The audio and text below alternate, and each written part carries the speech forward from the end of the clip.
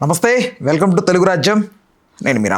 తిరుమల తిరుపతి దేవస్థానానికి సంబంధించి దైవ దర్శనానికి ఆర్టిఫిషియల్ ఇంటెలిజెన్స్ ద్వారా త్వరగా అయ్యేలా చేస్తామని ప్రస్తుత చైర్మన్ బిఆర్ నాయుడు గారు అయితే మాట్లాడుతున్నారు.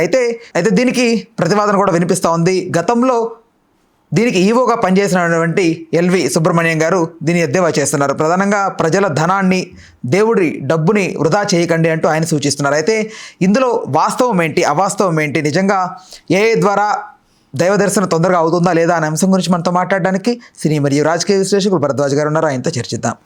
సార్ నమస్తే. నమస్తే అండి. చెప్పండి సార్.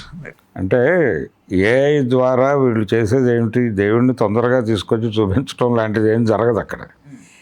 ఏఐని దేనికి ఉపయోగిస్తారంటే దర్శనానికి ఎంత టైం పడుతుందో క్యాలిక్యులేట్ చేసి భక్తులకు ఆ టైం నిర్దేశిస్తారు. అంటే మీరు 4 గంటలకు రండి, 4 గంటలకు వస్తే 5 గంటల లోపు దర్శనం అయిపోతుంది. 4కి మీరు ఎంట్రీలో ఉండాలి. ఉంటే 5 గంటలకల్లా మీకు దేవుడిని చూపించి పంపించేస్తాం. ఇది ప్రోగ్రామ్.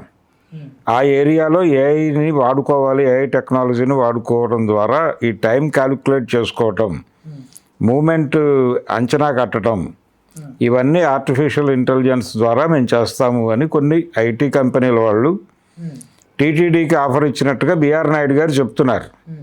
అది ఉచిత సేవలే.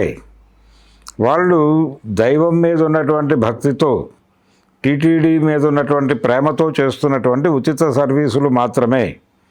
కాబట్టి వాటిని అమలు చేయటం వలన, ఉచితంగా వచ్చే వాటిని వినియోగించుకోవటం వలన తప్పేంటి అంటాడు ఆయన. అయితే సుబ్రహ్మణ్యం గారి ఆర్గ్యుమెంట్ ఏంటంటే, మీరు ఏఐ పేరుతో మళ్ళీ టీటీడీ డబ్బులు వృధా చేస్తారు. గతంలో ఇలాంటి ప్రయోగాలు జరిగినాయి.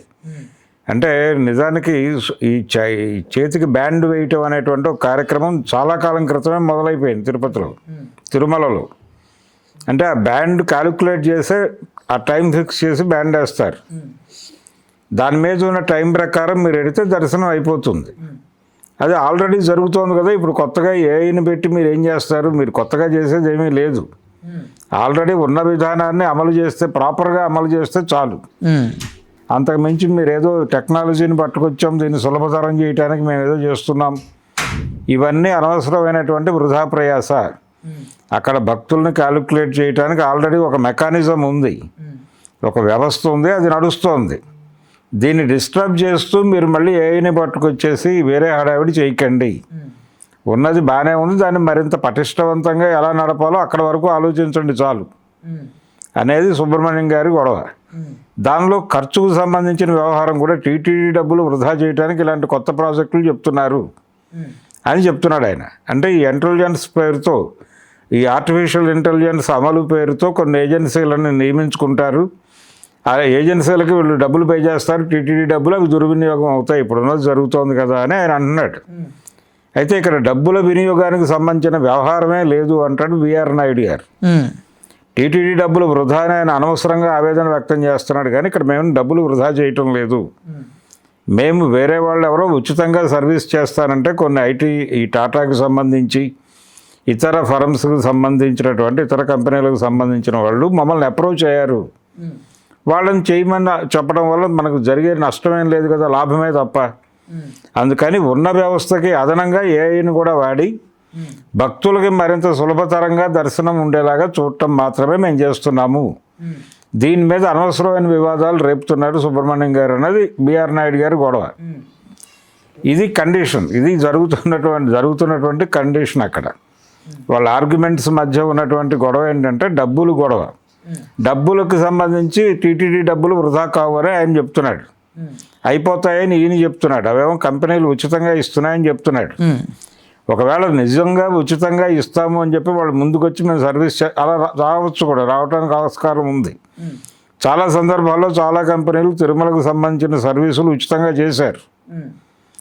అలాగే వీళ్ళు కూడా ముందుకొచ్చి అలా ఉచితంగా ఏఐ సర్వీస్ అందిస్తాము అంటే తీసుకోవడంలో తప్పేం లేదు. తీసుకొని సమాచారానికి సంబంధించిన ఎంత టైంలో, ఇదేమి అంటే నేరుగా ఏఐ ద్వారా భగవంతుడిని క్రియేట్ చేసి అక్కడికి తీసుకెళ్ళి వాళ్ళకి చూపించడం అనే ప్రోగ్రామ్గా అనుకోవద్దు. ఆర్టిఫిషియల్ ఇంటెలిజెన్స్ వినియోగం ఎక్కడి వరకు అంటే ఉన్న జనాల్ని మదింపు వేసి వీళ్ళకి ఎంత టైం పడుతుంది ఒక్కొక్క దర్శనానికి అనేది క్యాలిక్యులేట్ చేసి ఈ క్యాలిక్యులేషన్ ప్రకారం ఎవరు ఏ టైంకి వస్తే ఎంత తక్కువ సమయంలో దర్శనం అవుతుంది అనేది ఒక పద్ధతి క్రియేట్ చేసుకుని దాన్ని అందరికీ కమ్యూనికేట్ చేస్తుంది. ఆ కమ్యూనికేషన్ వచ్చిన పద్ధతి ప్రకారం వీళ్ళు కనుక దర్శనానికి పెడితే ఆ క్యూ లైన్లో ఉంటున్నాము, లేకపోతే కంపార్ట్మెంట్లో రాత్రి గడిపాము, పగలు గడిపాము, ఈ మాటలు ఉండవు ఇక. కాబట్టి ఇది భక్తులకు సౌకర్యవంతంగా ఉండటం కోసం నేను చేస్తున్న ప్రయత్నం అంటున్నాడు ఆయన, బిఆర్ నాయుడు గారు. అయితే ఈ పేరుతో టీటీడీ డబ్బులు వృధా చేయొద్దు అనేది ఈయన ఆర్గ్యుమెంట్. ఆల్రెడీ ఈ క్యాలిక్యులేషన్ కోసం ఒక వ్యవస్థ ఉంది, ఒక కార్యకర్తలు వీళ్ళందరినీ నడిపించేటువంటి వాళ్ళే క్యాలిక్యులేట్ చేసి చెప్పేస్తారు వెనక్కి. కమ్యూనికేషన్, ఈ కమ్యూనికేషన్ ఆధారంగానే గతం నుంచి బ్యాండ్స్ వేయటం అనేది ఒక ప్రోగ్రాం ఉంది అక్కడ. ఇంతమంది భక్తులు ఎంటర్ అయ్యారు లోపలికి, వీళ్ళ దర్శనానికి ఎంత టైం పడుతుంది అనే దాన్ని బట్టి రోజుకి ఏ టైంలో ఎంత ఉన్నారో అనేది అప్రాక్సిమేట్గా ఉన్నటువంటి ఐడియా ప్రకారం ఈ టైమింగ్స్ కేటాయించడం అనేది మాన్యువల్గా జరుగుతోంది ఇప్పుడు. ఈ మాన్యువల్గా జరుగుతున్న దాన్ని ఎన్హాన్స్ చేయడానికి ఇంకేదైనా చేయండి, అంతవరకే. అంతే తప్ప ఇప్పుడు వీళ్ళని పీకేస్తే ఏఐ పేరుతో అనేది ఒక ఇష్యూ ఉంది దీనిలో లింక్ అయ్యి. కాబట్టి ఉన్న వ్యవస్థని ఉన్నట్టుగానే నిర్వహించండి. దానికి ఏదైనా ఇబ్బంది ఉంటే కొంచెం ఎన్హాన్స్ చేయండి తప్ప తీసేయొద్దు అనేది కూడా ఎల్వి సుబ్రహ్మణ్యం గారి ఆర్గ్యుమెంట్స్లో ఉంది. అందుకని దాన్ని పూర్తిగా కొట్టేయటం కూడా కరెక్ట్ కాదు. టీటీడీ వారు, చైర్మన్ గారు వీరికి ఇవ్వాల్సిన హామీ ఏంటంటే ఈ పేరుతో, ఏఐ పేరుతో ఈ క్యాలిక్యులేషను, ఇన్ఫర్మేషను బయటకు పంపించటము, భక్తులకి సమాచారం అందించడం అనే ఎండ్ దాకా ఏఐ కనుక క్రియేట్ చేసుకుంటే అప్పుడు ఈ ఎంప్లాయీస్ ఏమైపోతారు అనే సందేహం మీకు రావాలి. కాబట్టి వాళ్ళని అకామిడేట్ చేస్తాము అనే హామీ కూడా ఇవ్వాల్సి ఉంటుంది. ఒకవేళ ఎవరికైనా అక్కడి నుంచి తప్పించే పరిస్థితి ఉంటే ఏఐ ద్వారా, ఎవరైనా ఉపాధి కోల్పోయే పరిస్థితులు వస్తే, అక్కడ పని లేనప్పుడు వాళ్ళకి జీతం ఇవ్వడం అనవసరం అనుకుంటారు కదా. అదే కాబట్టి ఇలా మ్యాన్ పవర్ ఎక్కడైనా కనుక ఇబ్బంది పడితే వాళ్ళని ఎక్కడ అకామిడేట్ చేయాలనే దానికి సంబంధించి మా దగ్గర దీనికి సంబంధించి కూడా ఒక ఆలోచన, వ్యవహారం ఉంది అని కూడా చెప్పాలి. ఆ మాట చెప్పలేదు ఆయన, బిఆర్ నాయుడు గారు. జస్ట్ ఉచిత సర్వీసులు మాత్రమే, డబ్బులు ఇన్వాల్వ్ అవ్వట్లేదు, టీటీడీ డబ్బులు వృధా అవుతున్నాయనే మాట తప్పు. అంతవరకే మాట్లాడాడు ఆయన ప్రస్తుతానికి. కానీ ఈ చర్చ కొనసాగుతుంది. ఈ చర్చ కొనసాగుతుంది. ఎంప్లాయీస్ ఎవరైనా ఉద్యోగాలు కోల్పోయే పరిస్థితి వస్తే దీనిలో వాళ్ళని రీప్లేస్ చేయడం కాదు, వాళ్ళని తీసుకెళ్ళి ఇంకెక్కడైనా ఆల్టర్నేటివ్ జాబ్స్లో పెట్టడానికి, వాళ్ళ సర్వీసులు ఇంకెక్కడో వాడుకోవడానికి మీకు ఒక ప్రణాళిక ఉందా? ఉంటే ఆ ప్రణాళికను కూడా ప్రపంచం ముందు పెట్టాలి. వాళ్ళు పెడితే కొంతవరకు జనాలు యాక్సెప్ట్ చేస్తారు, చేయండి, ఇంకో సర్వీస్ అదనంగా చేయండి, తప్పేం లేదు అని అందరికీ ఆమోదయోగ్యమైనటువంటి ఒక పరిష్కారం కనుక్కోవాలి. సుబ్రహ్మణ్యం గారి ఆర్గ్యుమెంట్ను ఖండించటము, మేమేమి డబ్బులకు చేయటం లేదు, డబ్బులు వృధా కావడం లేదు అనేది క్లారిఫికేషన్ వరకు బాగానే ఉంది. కానీ ఇది మాత్రమే సరిపోదు. ఉద్యోగుల వైపు వచ్చినప్పుడు ఏం చేస్తాం, వాళ్ళని కూడా పట్టించుకుంటాము అని ఒక హామీ ఇవ్వగలిగితే అందరికీ ఆనందంగా ఉంటుంది. ఆ హామీ టీటీడీ చైర్మన్ గారి నుంచి రాలేదు. బహుశా రేపేలుండిలో వస్తుందేమో చూడాలి. వివాదం జరగటం అనేది మంచిదే. ఏదో పద్ధతిలో, అంటే చాలా కాలం క్రితమే ఒక ఆరోపణ ఉంది, క్యూలోకి వెళ్ళిన భక్తుడు దేవుణ్ణి చూడటానికి అంత టైం వేచి చూడటం, ఇది ఒక ముచ్చటగానే చెప్పుకుంటారు, బయటకు వచ్చి వ్యతిరేకంగా మాట్లాడరు. కాబట్టి మరింత సౌకర్యవంతం చేయటం కోసం మీరు అక్కడ కాటేజీల వ్యవస్థ ఇవన్నీ ఏర్పాటు చేశారు భక్తులు వెయిట్ చేయటానికి. ఇప్పుడు ఈ సుదర్శన దర్శనాలు, ఈ రకమైన ప్రత్యేక దర్శనాలు, ఈ ట్యాగులు వేయటము, టైం చెప్పడం అనేది కూడా ఉంది ఆల్రెడీ. ఈ ఉన్న వ్యవస్థని ఏఐతో పటిష్టం చేస్తారని ఒకరు అంటున్నారు, మ్యాన్ పవర్తో పటిష్టం చేస్తే బాగుంటుందని ఇంకొక ఆయన అంటున్నాడు. అంతకు మించి వేరే వాళ్ళ మధ్య అభిప్రాయ భేదాలు ఉన్నాయని కూడా నేను అనుకోవడం లేదు. సో ఏదో మేరకు ఒక పరిష్కార మార్గానికి వస్తారు. ఆ సర్వీసులు ఎందుకు వదిలిపెట్టేయాలి? వాళ్ళు ఉచితంగా చేస్తున్నాం అనే మాట నిజమైతే వాళ్ళని వినియోగించుకోవడం తప్పేం కాదు.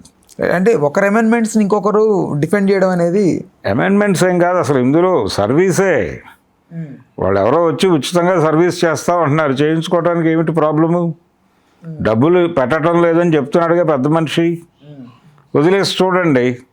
ఒకవేళ ఏదైనా డబ్బులు ఇన్వాల్వ్ అయ్యి దానిలో వాళ్ళకి పేమెంట్స్ ఏమైనా చేసుంటే అది ఎలాగూ దాగదు. ఏదో పద్ధతిలో బయటకు వస్తుంది. వచ్చినప్పుడు విమర్శించండి, కూర్చోబెట్టండి, పీకేసేదాకా ఉద్యమం చేయండి ఆయన్ని. రైట్.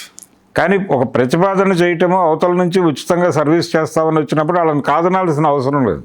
రైట్. అయితే ఇక్కడ చూడాల్సింది ఏంటంటే, ఒకవేళ కార్మికులు ఎవరైనా ఉపాధి కోల్పోయే ప్రమాదం ఉంటే వాళ్ళని అకామిడేట్ చేస్తామని ఒక మాట చెప్పాలి. ఆ మాట చెప్పించడం కోసం బిఆర్ నాయుడు గారి మీద ప్రెజర్ తీసుకురావడంలో తప్పేం లేదు. రైట్. ఆ ప్రెజర్ ఖచ్చితంగా తీసుకురావాలి. వాళ్ళ అంటే అక్కడ ఆ ఏరియాలో ఎవరైనా ఖాళీ అయిపోతే వాళ్ళ ఉపాధిని ప్రొటెక్ట్ చేయాలి. చేసి వాళ్ళని ఇంకెక్కడో లొకేట్ చేసి ఇంకో పని ఏదో చేయించుకోవాలి వాళ్ళతో. దానికి సంబంధించిన భరోసా ఇస్తే మిగిలిన వాళ్ళ నుంచి కూడా వ్యతిరేకత రాకుండా ఈ వ్యవహారం, ఈ నిర్ణయం సజావుగా నడిచిపోతుంది. రైట్. రైట్. ఓకే భరద్వాజ్ గారు, థ్యాంక్ యూ. హలో, తెలుగు రాజ్యం ఛానల్ చూస్తున్నారా? సామాజిక, రాజకీయ, జీవన చిత్రణే తెలుగు రాజ్యం. అతిశయోక్తులు, అసత్యాలు ఉండవు.